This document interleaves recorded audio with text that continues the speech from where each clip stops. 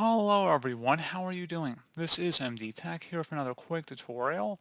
In today's tutorial, I'm going to show you guys how to uninstall a language pack on your Windows 11 computer.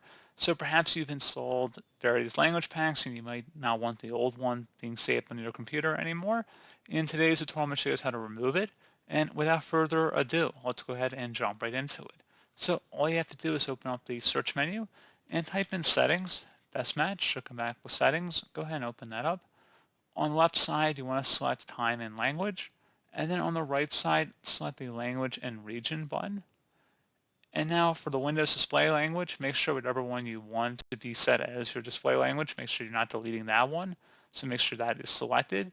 And then you can scroll down underneath preferred languages here. It should list out all the language packs installed. You would select the three-dot icon next to the one you want to remove, and then just select the remove option. Please know you can't remove one of them if they are set as the default option, so you might have to move it up in the list to keep the one that you want to remain, and then delete the other one that you want to remove. If there might be multiple ones, you can uninstall them as well. Select the remove button, and then select yes.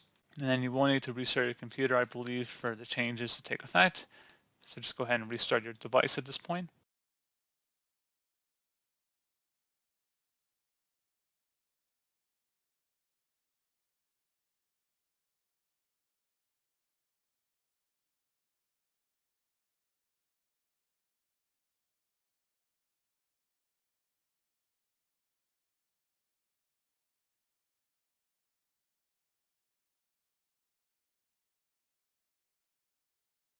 So there you go, guys. Pretty straightforward process. Do hope I was able to help you out, and I do look forward to catching you all in the next tutorial.